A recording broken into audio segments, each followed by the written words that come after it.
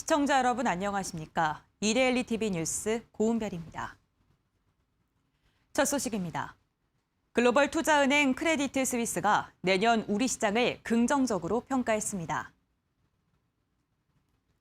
크레디트 스위스는 오늘 2021년 한국 주식시장 전망 리포트에서 코스피가 강한 실적 성장 국면에 진입했다며 내년 지수 목표치를 종전 2,600에서 2,800으로 상향 조정했습니다.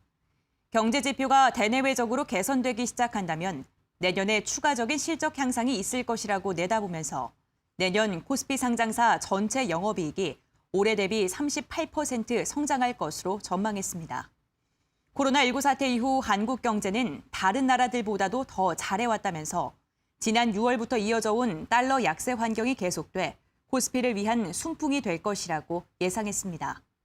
코스피 12개월 선행 주가순 자산 비율이 0.95배로 저평가된 점, 풍부한 시장 유동성 환경 등도 상향 조정의 요인들로 꼽으면서 기술주, 자동차주, 은행주를 최선호 부분으로 언급했습니다.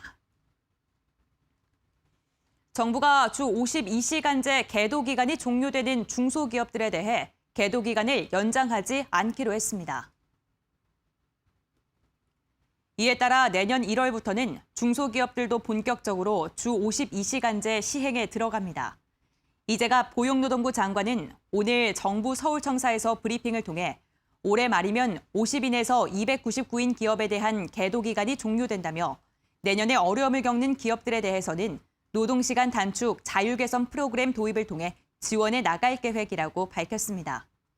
경영계는 최근 계도 기간 종료를 앞두고 아직도 주 52시간제 준비가 덜 됐다며 1년을 연장해달라고 요구했지만 정부는 기간을 연장하지 않고 다양한 지원 사업으로 주 52시간제 안착을 유도할 방침입니다.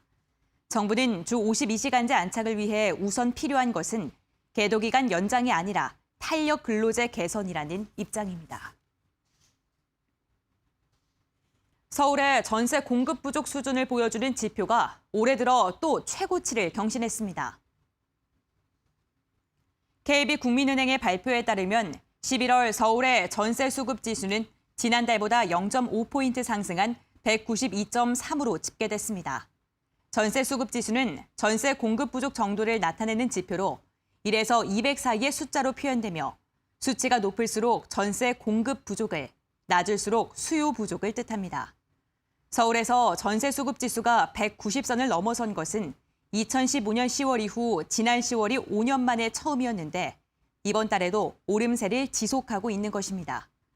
8월부터 새 임대차법 시행으로 세입자가 기존 주택에 2년 더 눌러앉는 수요가 크게 증가했고 집주인이 전세 매물을 걷어들이면서 공급 부족이 심화하는 추세가 반영된 것으로 풀이됩니다. 일명 개인 종합자산 관리 계좌의 누적 수익률이 한 달 전보다 증가한 것으로 나타났습니다. 금융투자협회는 국내 은행과 증권사 25곳이 출시한 일명 개인 종합자산 관리 계좌 상품 206개의 모델 포트폴리오 운용 성과를 모은 결과 누적 수익률이 한 달 전보다 1.56%포인트 상승한 16.29%로 집계됐다고 오늘 밝혔습니다. ISA는 한 계좌에 예금과 펀드, 파생결합증권 등 여러 금융상품을 담을 수 있는 계좌입니다. 협회는 코로나19 재확산에 따른 불안감과 미 대선 불확실성에 대한 경계 심리로 세계 증시가 보합세를 본 가운데 이뤄낸 성과라고 설명했습니다. 상품 유형별 누적 수익률은 초고위험 상품이 28.24%로 가장 높았습니다.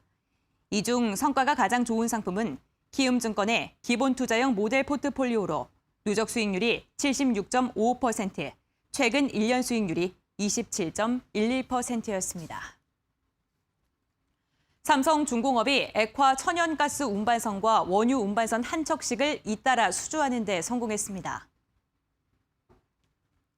삼성중공업은 오세아니아 지역 선사와 2,062억 규모의 LNG 운반선 한 척에 대한 건조 계약을 체결했다고 오늘 공시했습니다. 이 선박은 해당 선사에 2023년 7월까지 인도될 예정입니다. 삼성중공업은 수에즈 막스급 원유 운반선 한 척도 추가로 수주했다고 밝혔습니다. 계약 금액은 600억 원 정도입니다. 이로써 회사는 올해 전 세계에서 발주된 수에즈 막스급 원유 운반선 28척 가운데 절반에 가까운 13척을 수주했습니다. 앞서 유럽 지역 선주와 총 25억 달러, 우리 돈 2조 8천억 원 규모의 선박 블록 기자재 공급 계약을 체결한 삼성중공업은 이번 달에만 3조 원이 넘는 수주를 따냈습니다. 쌍용 자동차가 자율주행에 한 걸음 더 다가갔습니다.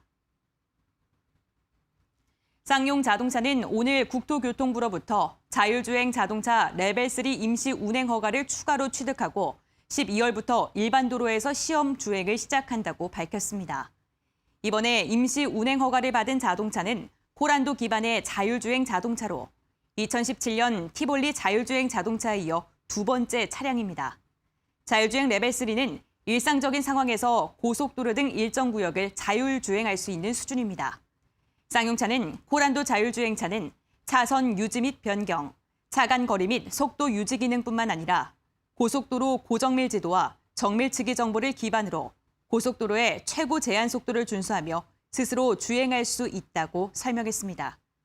회사는 앞으로도 차세대 및 친환경 자동차 기술 개발 강화를 통해 미래의 성장 동력을 확보하고 급변하는 글로벌 자동차 시장에 대응해 나갈 예정입니다.